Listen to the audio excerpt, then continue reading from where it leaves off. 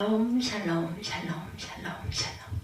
하나님 사랑합니다. 여러분 주 안에서 사랑합니다. 오늘 시편 말씀이죠.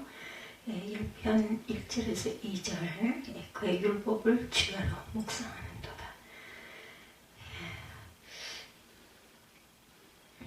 인생에 있어서 이미 알고 있는 정답대로 살아가는 인생이 있고 몰라서 못해서 찾아가는 인생이 있는 것 같습니다. 그런데 우리는 종종 몰라서 못했다고 말하지만 이미 알고 있는 것을 잘 안 하고 있는 경우도 많죠. 신앙은 아는 것이 아니라 사는 것이라는 생각을 저는 합니다. 몰라서 죄를 짓는 것보다도 말씀대로 살지 못해서 짓는 죄가 더 많죠. 그래서 항상 지식과 교육 수준이 낮을 때 정보의 공유가 이루어지지 않았을 그 예전 시절에는 우리 목사님들이 설교하는 그 하나님의 뜻, 정답을 가르쳐주는 데 초점을 맞췄습니다. 오늘날 같은 정보 공유의 시대에 성도들이 하나님에 대해 이미 알고 있고 오랜 세월 동안 신앙생활하는 성도들은 하나님의 말씀을 외우시는 분들도 많죠. 정답을 가르치는 설교가 아닌 정답대로 살아가는 설교에 초점을 맞추고 있죠. 오늘 본문에 복 있는 사람의 삶과 악인들의 삶을 비교하고 기록하면서 우리에게 어떤 삶을 살아야 하는가를 선택하라는 문제를 제시하고 있습니다. 복 있는 사람의 길과 악인의 길, 각기 그 방향과 과정과 결과가 반대로 가죠. 정반대로. 성경이 말씀하고 있는 복 있는 사람의 길과 악인들의 길 중 우리가 어느 길을 선택해야 할지 이건 어린아이에게 물어봐도 복 있는 사람의 길을 갑니다. 가고 싶습니다. 이렇게 대답할 것 같습니다. 어렵고 복잡한 일일까요? 그 길이 유치원 때 배운 것만 사람이 실천해도 인생을 어렵지 않게 살 수 있다 이런 얘기들 많이 합니다. 그렇다면은 신앙생활도 마찬가지로 하나님께서 이미 정답을 다 가르쳐 주셨어요. 성경에 곳곳에 너무 많이 증거하고 있습니다. 정답대로만 살면 하나님이 기뻐하실 만한 삶을 당연히 살 수 있겠죠.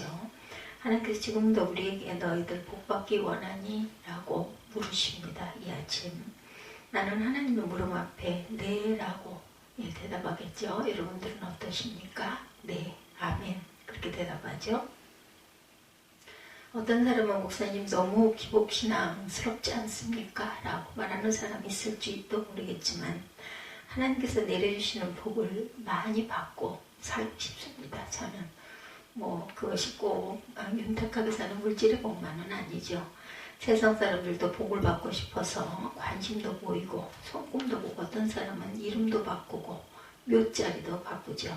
물론 우리는 관상을 보지는 않지만 말씀의 거울에 우리 자신을 비춰보면서 하나님께 복받는 방법을 끊임없이 찾아가고 있어요.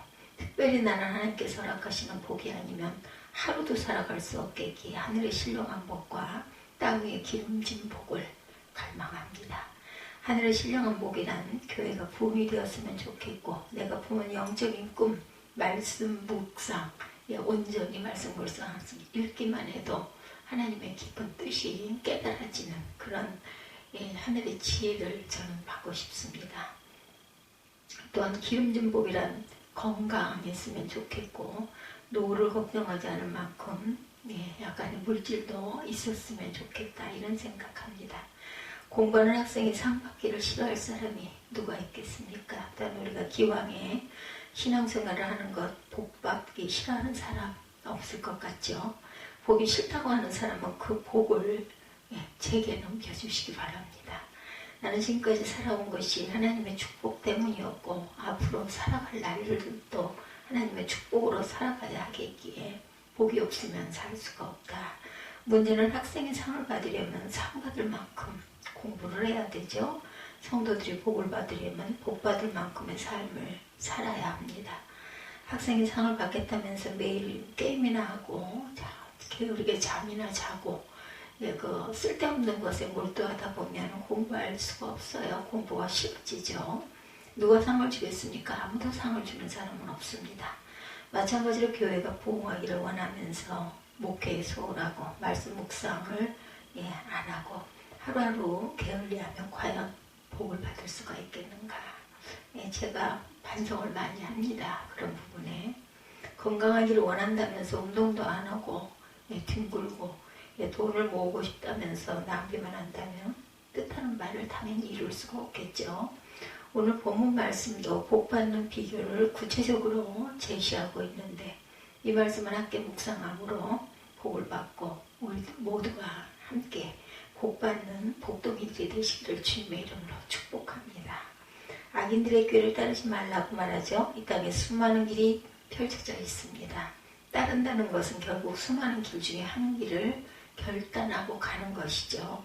자신이 결정한 길에 대해서 또한 스스로 책임을 지기도 해야 합니다. 내가 지금 무엇을 따르느냐에 따라 운명의 방향이 결정됩니다. 세상의 악인들은 끊임없이 우리에게 자근의 길로 오라고 유혹하고 손짓을 하죠. 그들이 유혹하는 길은 왠지 넓어 보이고 평탄해 보이고 재밌어 보이고 꽃길처럼 느껴지기도 합니다.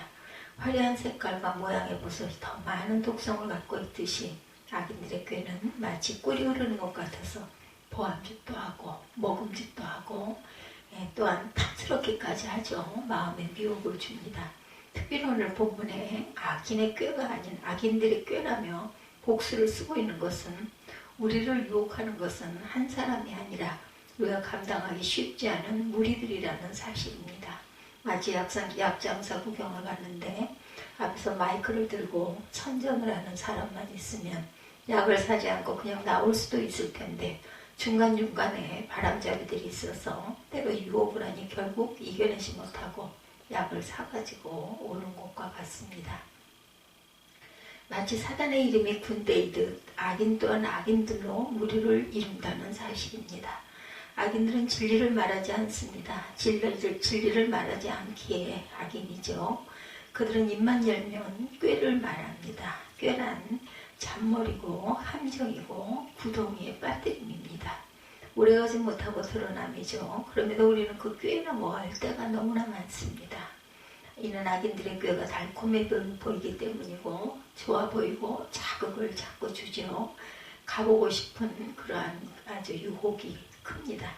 악인들의 꾀를 따라가는 것은 결국 멸망의 길로 가는 것임을 잊지 않아야 되는데 그것을 분별함이 결국 지혜고 신앙이 아니겠는지. 죄인들의 길에 서지 말라고 합니다.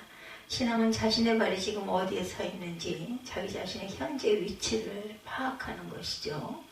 이는 발이 삶의 방향과 인격을 형성하기 때문이고 더 나아가 발이 운명을 결정짓기 때문입니다. 이는 인간은 공간의 지배를 받는 존재이기에 그러합니다.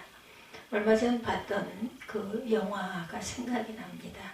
기생충에서는 인간과 공간의 상관관계를 말해주고 있어요. 지상에서 사는 사람과 반지하에서 사는 사람, 그리고 반지하보다 더 깊은 아주 몇 층천 아래 지하 60층 아래 이런 데가 있죠. 카타콤 같은 경우에는 각각 그 모습들을 보여주고 있습니다. 결국 인간은 공간의 크기만큼만 살아가게 된다는 것을 설명하고 있습니다. 영화를 보면 배역마다 주어진 공간이 다르고 각각의 공간에 맞는 역할을 하게 됩니다. 결국 배우들의 연기는 공간이 담고 있는 특징을 못 벗어난다는 얘기죠. 유흥가를 전전하는 배역을 맡은 사람은 옷이나 말투나 행동이 저급하고 퇴폐적이고 약간 막된 그런 말투를 사용합니다. 또한 조직폭력배에 몸을 담고 있는 배역을 맡은 사람은 폭력적이고 아주 무정하고 눈물도 없고 인정사정 안 봐주고 돈에 목숨을 거는 습성이 드러나야 연기를 제대로 하는 거죠. 그런데 주인공으로 성실하게 회사에 다니는 배역을 맡은 사람은 가정적이고 대인관계 또한 원만하고 말과 행동이 반듯하고 주변의 사람들에게 인정을 받음을 보게 되죠. 이것이 바로 배역과 공간이 주는 삶의 특징입니다.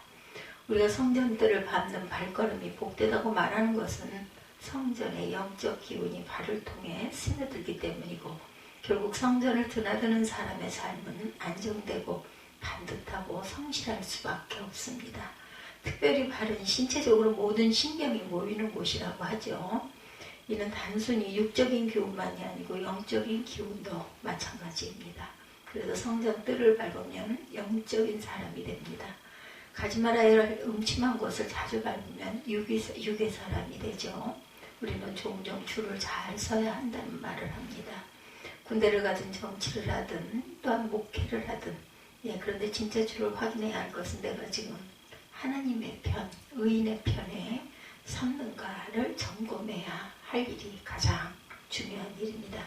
자기는 깨끗하게 살았다고 말할지 모르나 죄인들의 길에 서 있다가는 죄인들이 심판을 당할 때 함께 심판을 당하게 되죠. 학교 다닐 때 한 명의 학생 때문에 분단 전체가 벌을 받았던 경험들이 아마 연세가 좀 있으신 분들은 있으실 겁니다. 저 또한 있었습니다.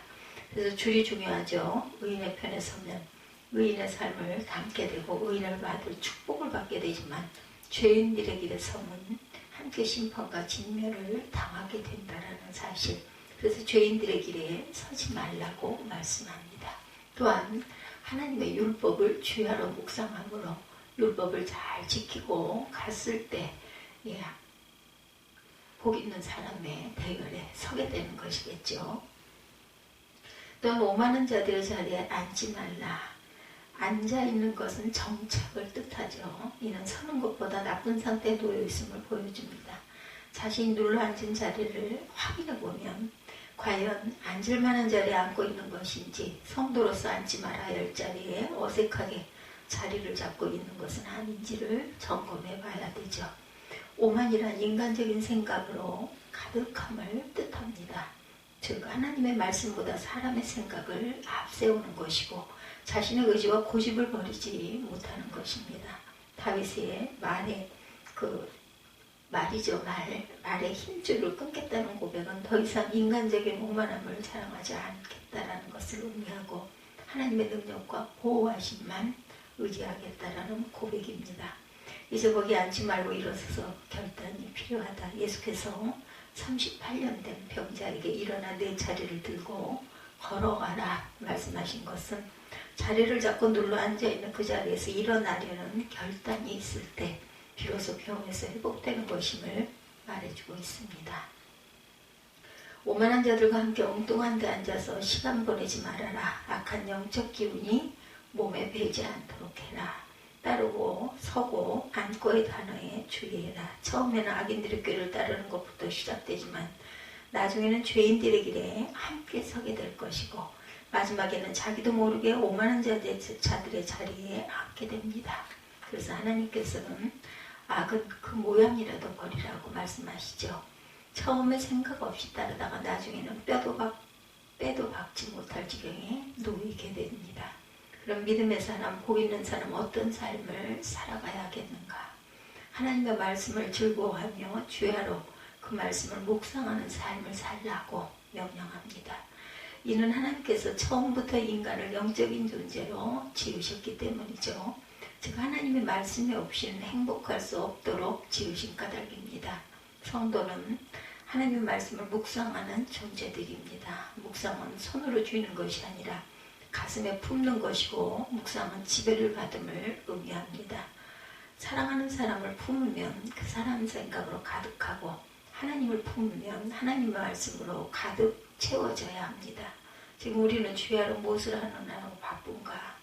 요즘 시도 때도 없이 저마다 바쁘다고 하는데 과연 말씀을 주야로 묵상하는 일로 바쁜 것인가? 우리는 사실 무의미한 일에 너무 시간과 물질을 투자하면서 살아감이 안타깝습니다. 복받기를 원하면서 엉뚱한 데 시간과 물질을 투자하면서 살아감이 마음이 아프죠.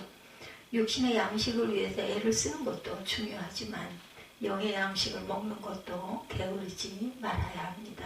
말씀을 주야로 묵상하십시다. 사람은 먹는 대로 건강을 유지합니다. 영적으로 좋은 체질을 갖기를 원한다면 영적으로 건강하게 살고 싶으면 하나님의 말씀을 즐거워하고 주야로 묵상하기 바랍니다. 바라기는 한 주간 동안 엉뚱한 것을 기웃거리고 따르지 말고 죄인들의 길에 앉지 말고 서지 말고 오만한 자리에 앉지도 마시기 바랍니다. 그리고 오직 하나님의 말씀을 즐거워해서 주야로 묵상하는 저와 여러분들이 되시기를 주님의 이름으로 축복합니다. 기도하시겠습니다.